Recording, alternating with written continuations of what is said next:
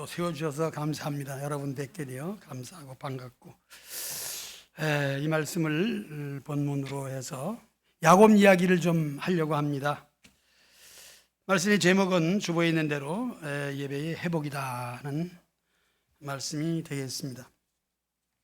야곱은 저와 여러분과 같은 어떤 면에서는 그 이름 자체가 야곱, 욕심 많은 사람, 속이는 사람, 아주 그렇게 좋지 않은 이름을 가지고 있었습니다. 그런 가운데서 하나님이 그를 이스라엘이라고 하는 이름으로 바꿔주셨죠. 그래서 그의 생애 속에 베델이라고 하는, 또 엘베델이라고 하는 예배의 회복에 대한 말씀을 드리고자 하는 것입니다. 우리가 찬송 드렸습니다. 171장 살아계신 주. 예수님은 지금도 살아서 역사하시고 일하시고, 우리가 하나님에 대해서 배울 때 하나님은 첫째는 이제 창조하셨죠. 그리고 섭리하시고 지금도 우리를 간섭하시고 관리하시는 분이십니다. 창조하시고 버려두는 상태에서 그냥 자연계가 돌아가는 것을 이렇게 보고만 계시는 것이 아니라 자연계까지도, 다시 말하면 준하초동 사계절 또 계절의 변화 속에 되어지는 모든 일들이 자연이라는 거 하는 자연적으로 된다고 우리는 말하고 있지만은 그 자연조차, 계절에 따른 변화조차도 하나님은 방관하지 아니하시고 하나하나를 관리하시고 섭리하시고 지켜주시는 것입니다. 바로 그분이 하나님이시고, 그 하나님은 지금도 살아서 역사하시되 우리 주 예수님을 통해서 그 옛날 창조 때도 같이 하신, 태초에 하나님이 천지를 창조하시니라 했을 때 거기에 계신 그 말씀, 이 육신이 되어 오신 예수님께서 오늘도 말씀으로 우리를 관리하시고 다스리시는 줄로 믿습니다. 뿐만 아니라 살아계신 주 이 찬송을 참 한 주간 동안 부르면서 오늘 주부에 넣어서 171장을 했는데, 우리 후렴만 다시 한번 해보도록 합시다. 방송에 말씀 미리 못 드렸는데 171장 후렴 살아계신 주 다 부르긴 그렇고, 그렇습니다. 살아계신 주, 지금도 일하신 하나님, 후렴입니다.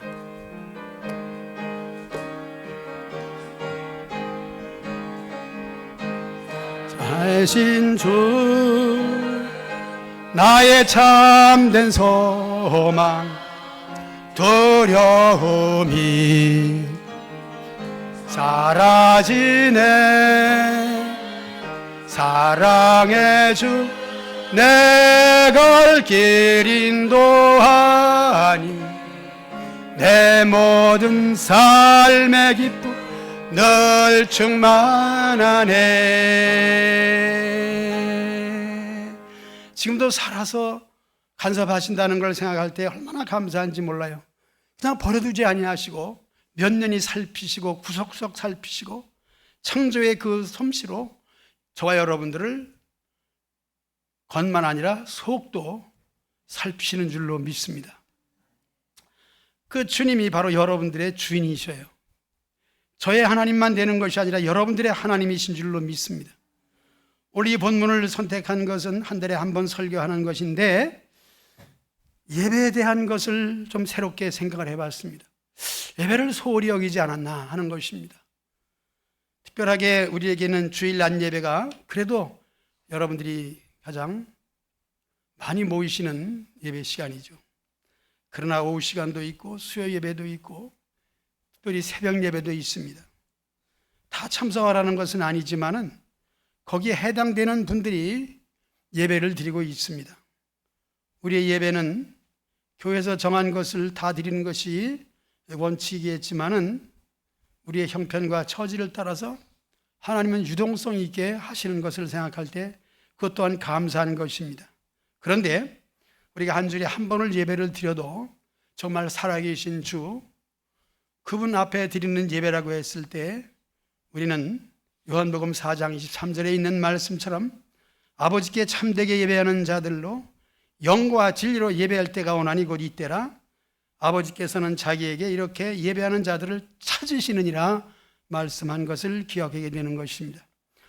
저와 여러분들을 찾으시는 거죠. 어디에 있나? 그리고 영과 진리로 예배하는 자가 누구인가를 보고 계신 줄로 저는 믿습니다.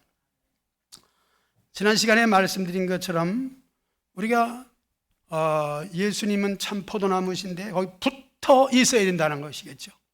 붙어 있지 아니하면은 소금이 맛을 잃으면은 거리에 버려져서 사람에게 밟히는 것처럼 가지도 잘려버려서 땔감밖에 되지 않는다는 것이겠죠. 그러므로 우리가 주께 붙어 있을 때 주님의 진액을 받아가지고 우리는 생기 있는 예배자가 되는 줄로 믿습니다. 특별하게 우리가 주님을 택한 것이 아니고 주님께서 우리를 택하여 주셨기 때문에 주님께서는 우리의 열매를 많이 맺을 수 있게 해주시고 그 열매를 맺음으로 말미암아 내 이름으로 아버지께 구하는 모든 것을 받게 하려 하심이라 그랬습니다. 이것은 참으로 기복적인 신앙이 되겠습니다. 우리는 그 용어 자체를 잘못 쓰니까 그렇지 우리는 기복주의가 되어야 됩니다. 물론 잘못 이해하면 안 되는 것이겠지만은 이해가 참 중요한 것입니다.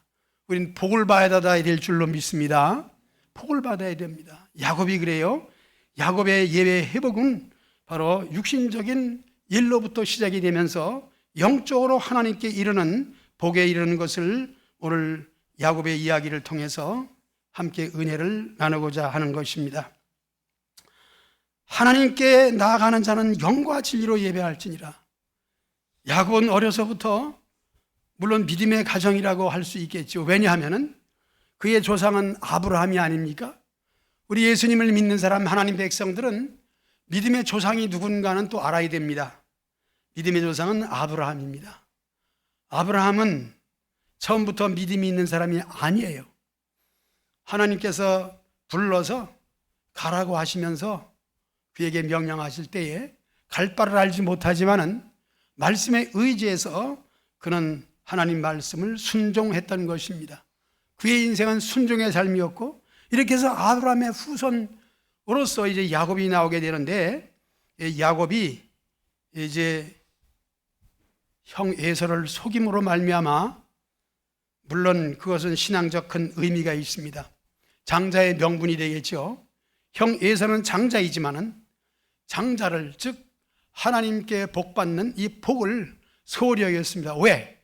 그는 야곱보다 힘이 있고 들로 산으로 다니면서 짐승을 잡아서 얼마든지 맛있게 먹을 수 있고 부모님도 공경할 수 있는 능력 있는 사람이죠. 그렇기 때문에 하나님의 복이고 뭐고 나는 내 힘으로 산다 하는 에서입니다.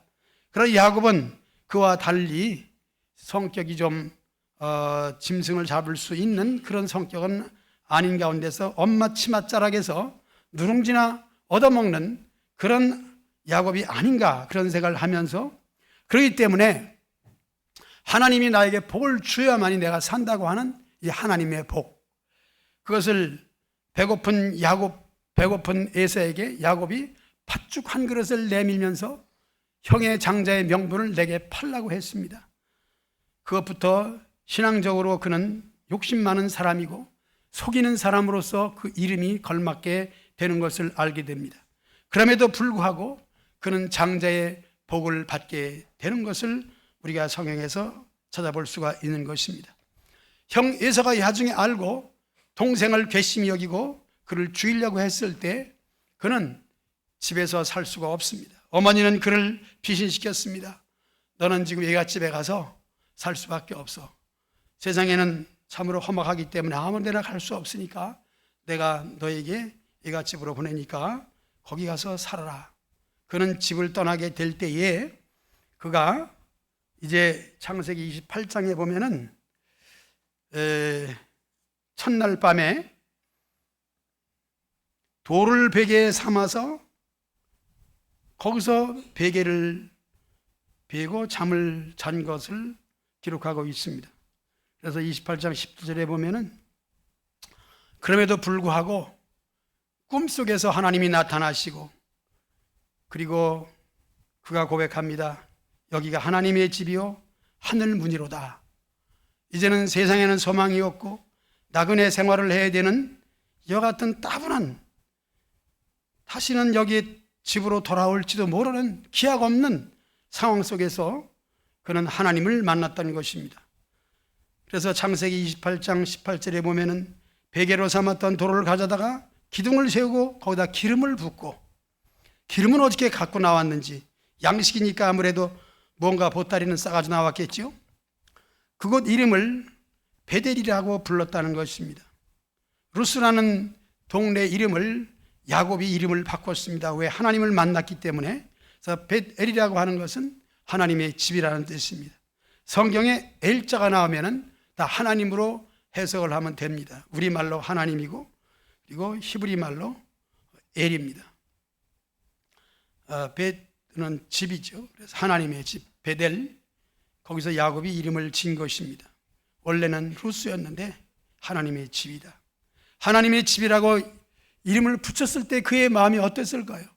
이제까지 살아오면서 함께 하신 하나님이지만은 이렇게 만나주신 그 하나님, 여기가 하나님의 집입니다. 다시 말하면 우리는 교회를 말할 수가 있는 것입니다. 오늘 말씀의 주제는 예배 회복인데, 예배 회복을 위해서 우리는 교회가 존재하고, 교회는 그 요소가 있는데 특별히 성도 여러분 한 사람이 그렇게 중요한 예배 요소가 되는 줄로 믿습니다. 예배는 혼자 드리는 것이 아니라 바로 두세 사람이 내 이름으로 모인 곳에 내가 함께 하리라 하셨으니, 여러분 한 사람 한 사람이 다 교회인 줄로 믿으시기 바랍니다. 나는 교회다, 내가 없으면 교회가 안 된다 하는 자부심을 가지시고 소명감을 가지시고 사명감을 가지시고 살아가시길 바랍니다. 하나님의 집입니다. 여기 하나님의 집이구나.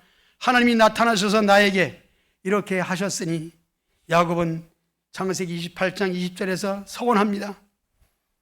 내가 평안히 아버지 집으로 다시 돌아가게 하시오면 여호와께서 나의 하나님이 되실 것이요 라고 하는 것입니다.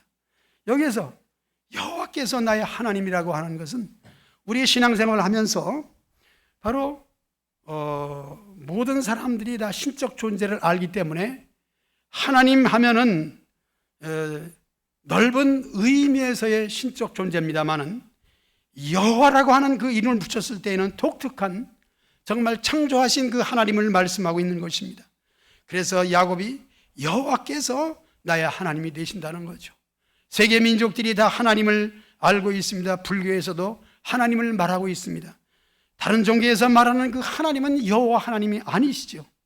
그러나 야곱은 여호와 하나님을 만났기 때문에 바로 여기가 하나님의 집이라는 말을 하게 된 것이고, 지역의 이름을 베델이라고 붙였던 것입니다. 그리고 22절에 기둥으로 세운 이 돌이 하나님의 집이 될 것이요 라고 다시 한번 하나님의 집을 강조하고 있습니다. 물론 돌이 하나님의 집이 될 수는 없습니다. 그러나 돌이라고 하는 것은 상징적으로 볼 때에 변함이 없다. 그리고 돌은 그래도 무엇인가 다른 물질보다는 단단하다, 기념이 될 만한 것이기 때문에 돌을 말하는 것입니다. 그래서 돌을 세우고 하나님의 집이 될 것이고, 그리고 그는 소원합니다.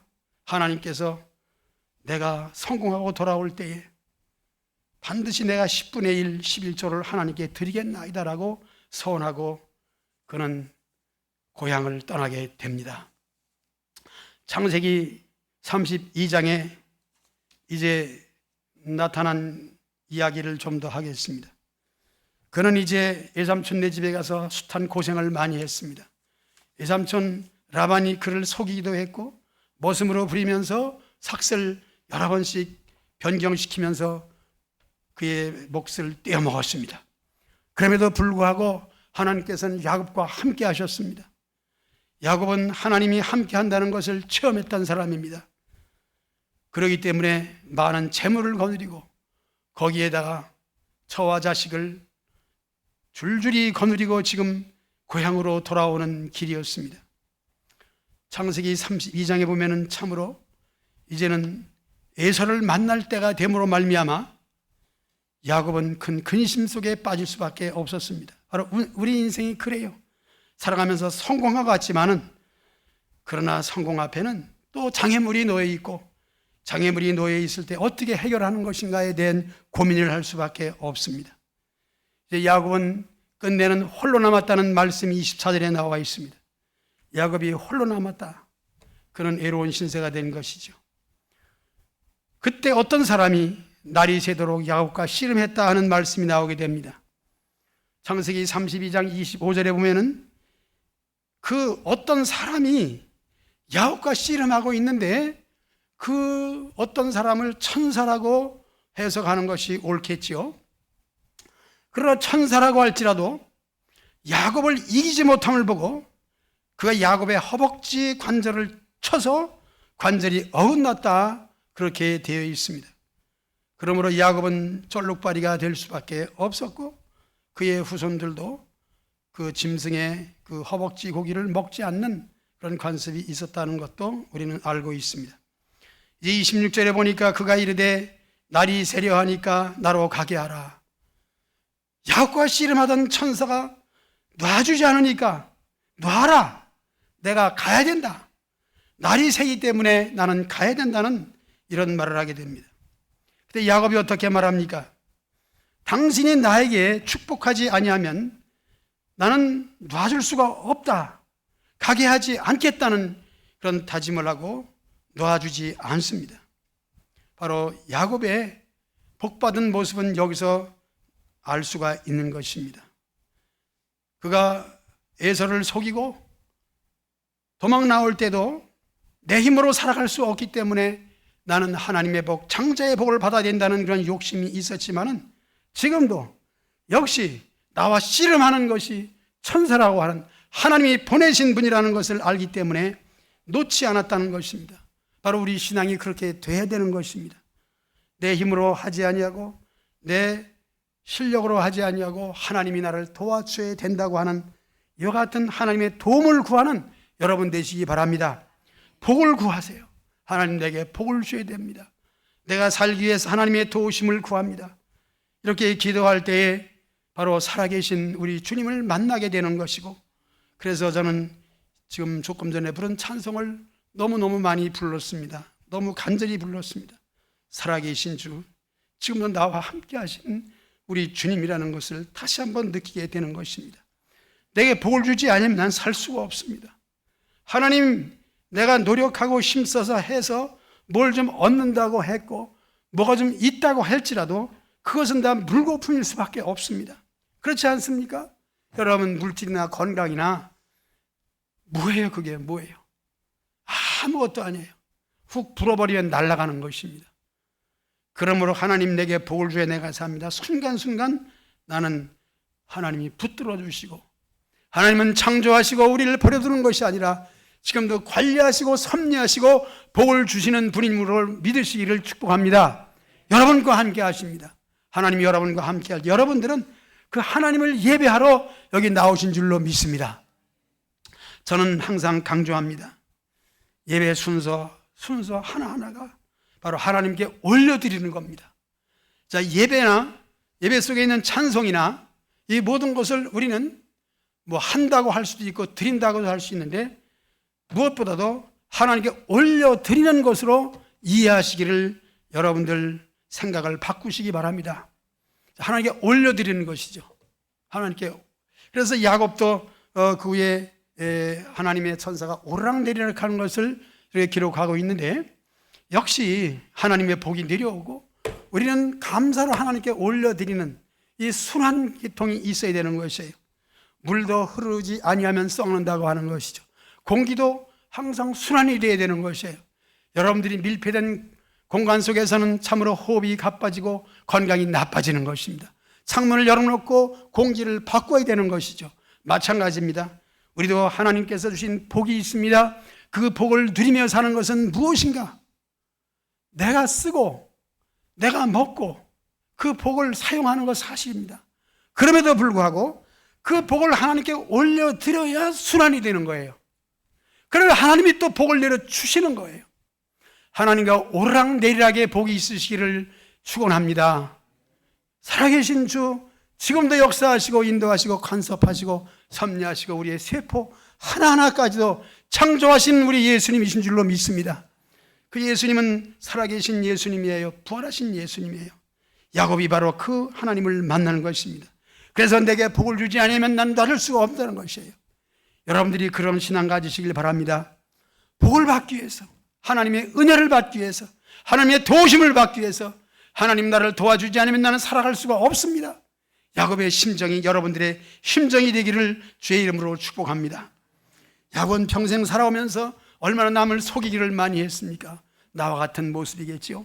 될 수 있으면 나의 유익만을 위해서 살아왔던 모든 인생들의 마음이 그러하겠습니다에도 불구하고 하나님께서는 한번 선택한 여러분들, 너희가 나를 선택한 것이 아니요 내가 너희를 선택하여 세웠나니 너희로 하여금 예수님께 붙어 있어서 그리고 진액을 빨고 열매를 맺게 하려 함이라고 했습니다.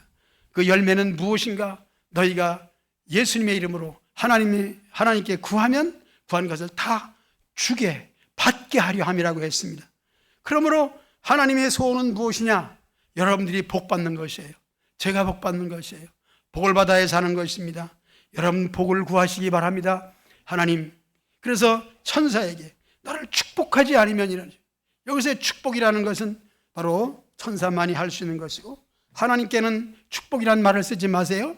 하나님은 복을 주신 분입니다. 그러므로 하나님께 복을 구할 때는 하나님 내게 강복하옵소서. 예수님이 세상에 오신 것을 강생이라고 말합니다. 세상에 오셨다는 거죠. 강복이라는 것은 하나님이 복을 내려준다는 용어가 되겠습니다. 물론 용어를 강조하고자 하는 것은 아닙니다. 오직 하나님께서 내게 복을 주지 아니하면 안 된다는 사실을 다시 한번 여러분 마음속에 새기시기를 주의 이름으로 축복합니다. 27절에 보니까 그가 이르되 내 이름이 뭐냐? 내 이름이 뭐냐? 물론 야곱이라는 것을 모를 리가 없죠. 그래서 야곱은 말합니다. 스스로 나는 야곱입니다. 내 이름을 다시는 야곱이라 부르지 아니할 것이요 내 이름을 이스라엘이라고 할 것이라 두 번째 내지로 말씀을 드립니다. 이름이 바뀌어진 상황입니다. 저 여러분들이 이름이 바뀌어졌는가? 물론 이름을 개명하라는 말씀은 드리지 않습니다. 그러나 될 수 있으면 우리의 이름은 참으로 그래도 은혜로운 이름, 좋은 이름이 좋습니다. 그러므로 여러분들의 이름이 좀 나쁘다 생각하면 개인적으로 여러분 또 이름을 아름다운 이름으로 바꾸는 것도 참 좋은 것이라 생각이 됩니다. 내 이름이 뭐냐? 야곱이다. 야곱이 도대체 뭐냐? 그런 이름이 너에겐 해당이 안 된다. 이스라엘이다. 그런데 이 이스라엘이라고 하는 이름이 뭐냐 하면은 하나님과 및 사람들과 겨루어 이기었음이라, 그런 뜻이에요. 하나님과 및 사람들과 겨루어 이겼다는 것이겠죠. 무엇인가? 하나님과 싸워서 이겼다는 것이다. 사람들과도 싸워서 이겼다는 것입니다. 바로 기도를 말하는 것입니다.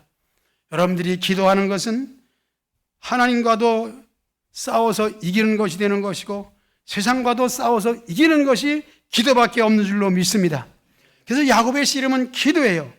우리 신앙생활의 그 모습을 생각해 보면은 첫째는 예배인데 예배 속에 들어있는 것이 뭐냐? 기도와 찬송이 있지 않습니까? 그러므로 저는 항상 강조하는 것이에요. 여러분들이 찬송가 부를 때도 가사에 완전히 여러분들이 몰입하시기 바랍니다. 기도할 때도 마찬가지예요. 물론 중언부언이라는 말도 쓰겠습니다만은 괜찮습니다. 한 말 또 하고 한 말 또 하고 괜찮습니다. 오직 간절한 마음으로 기도하시기를 주의 이름으로 축복합니다. 하나님은 들으십니다. 바로 그렇게 할 때에 이스라엘이 되는 거예요. 하나님과 겨루어 이긴 야곱이 이름이 개명하여 이스라엘로 바뀐 것처럼 우리는 이름이 바뀌어져야 됩니다. 어떻게 바뀌어집니까? 하나님께 기도하는 사람으로 바꿔지시기를 바랍니다. 순간순간 기도하세요. 구하세요. 하나님 말씀대로 구하세요. 구한 것을 다 주신다고 했습니다. 저는 성경에서 너희가 구한 것은 다 주시되 이 산을 들어 저리로 옮겨까지 주신다고 하는 이 기도에 대한 응답을 생각해 봅니다. 기도에 대한 응답은 내가 주님 안에 거하고 주님이 내 안에 거할 때에 바로 세상이 요구하는 터무니없는 것을 구하지 않는 거죠. 괜히 산더러 저리로 옮겨져라, 그런 요구를 하지 않습니다. 믿음의 사람들이 하나님께 구하는 것은 무엇일까요? 정말 예수님 안에 거하고 내가 주님 안에 거하고 주의 말씀이 내 안에 거할 때에는 그가 괜히 금 나와라 뚝딱, 은 나와라 뚝딱 그렇게 세상 사람들이 구하는 것을 구하지도 않고 그런 생각조차 않습니다. 오직 하나님의 뜻대로 구하는 줄로 믿습니다. 하나님이 무엇을 원하시는가? 하나님의 이름, 그리고 하나의 영광을 위해서 구하게 될 줄로 믿습니다. 참으로 하나님 말씀은 우리에게 틀림없이 구하는 것을 다 주신다고 했으니 우리가 하나님의 뜻대로 구하면은 하나도 그 모든 기도가 땅에 떨어지지 않냐고 다 이루어지는 줄로 믿습니다. 야곱에게 이제는 축복할 수밖에 없는 이 천사를 보게 됩니다. 그러므로 야곱이 그곳 이름을 무엇이냐? 이제는 해가 뜨니까 천사는 가야 되고 야곱은 해 뜬 모습을 보면서 그리고 축복을 이제는 받았기 때문에 분이엘이라 하는 이름을 여기에 기록하고 있습니다. 그 뜻은 하나님의 얼굴, 하나님과 대면하여 보았다는 것입니다. 하나님을 보았는데 내가 죽지 않고 살아있다는 것입니다. 하나님을 본 야곱, 그는 바로 해가 떠오르는 그 분이엘에서 내 생명이 보존되었다 함을 그는 기억하는 것입니다. 바로 여러분 생명이 보존됨을 감사하시기 바랍니다.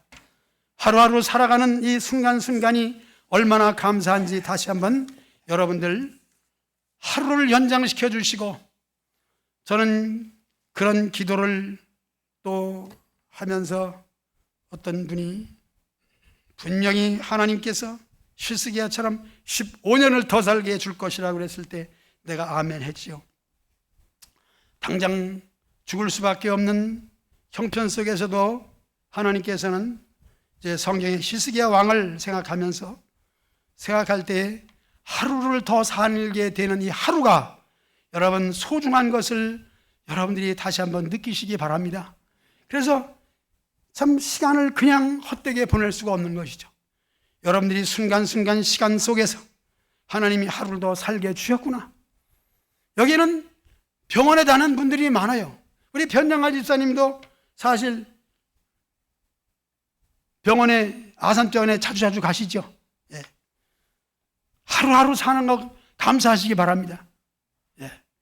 뭐 그 외에도 우리 집사님들, 권사님들 얼마나 많이 참으로 육신의 질병으로 어려움을 겪고 있습니까? 그런 가운데서 오늘 하루 더 사는 이 시간이 교회 나와서 예배를 드릴 수 있는 예배 회복, 나에게 하나님께 드릴 수 있는 예배자가 됨을 여러분 감사하시기 바랍니다.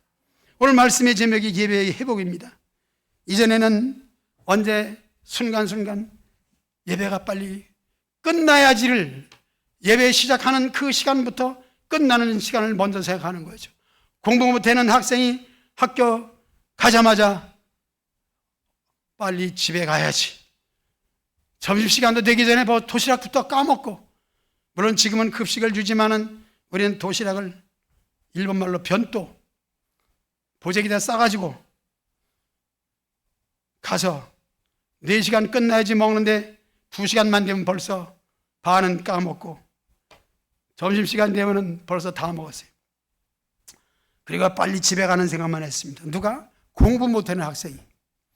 여러분들이 예배의 회복을 말씀드릴 때에 정말 내가 교회에 나와 앉아 있으면은 끝나는 것이 아니라 하나님이 나와 함께 하시고 하나님이 내게 복을 주셔야만이 내가 놔줄 수가 있습니다. 끈덕지게 물고 늘어지는 여러분들 되시기 바랍니다.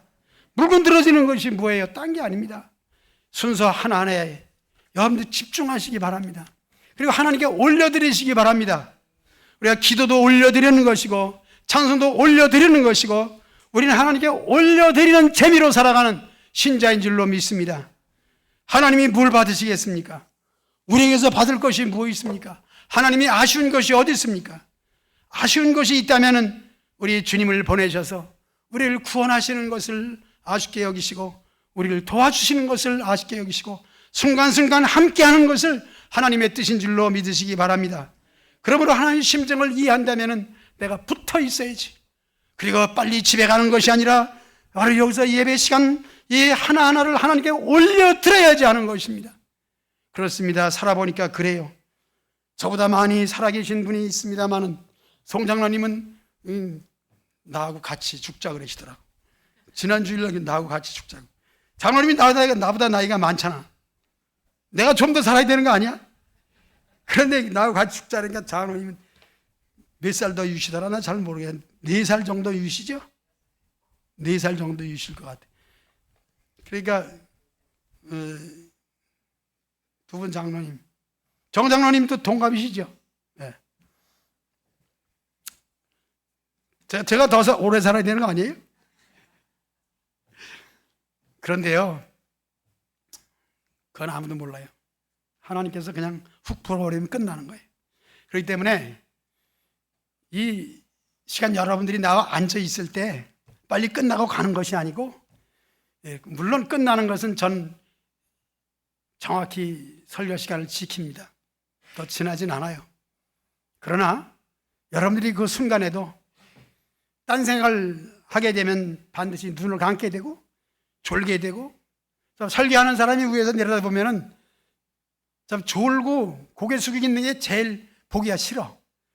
그런데 왜 그러냐면은 하나님의 마음도 그래요. 저는 눈을 똑바로 뜨고 찬송 부를 때 가사에 심취해가지고, 여러분 다 뭐 자막에도 나오고 음악도 나오고 피아노 나오고 얼마나 분위기 좋아요. 소리 크게 부르시기 바랍니다. 우리 성가대 하는 걸 가만히 보니까 정말 입을 크게, 오주성 입을 크게 벌리대. 제일 크게 벌려고 그래요. 오주성이 제일 이쁜 것 같아. 입을 크게 벌려야 돼요. 탁탁 벌려야 됩니다. 그래야 소리가 좀 나오죠. 그래서 나도 배워서 나도 입을 크게 벌려야 되겠다. 그리고 가사에 정말 심취하시기 바랍니다. 그게 은혜가 되는 거예요.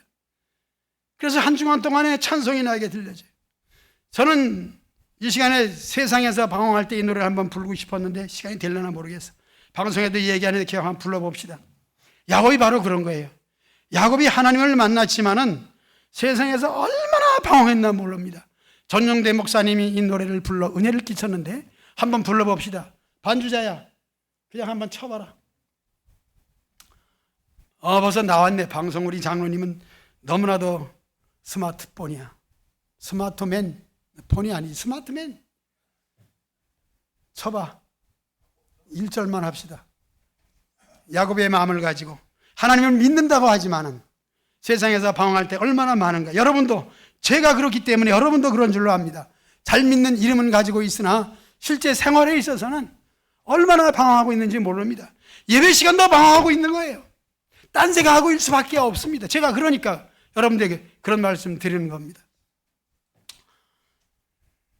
한번 해봅시다. 이 노래 모르는 사람 있나 모르겠습니다.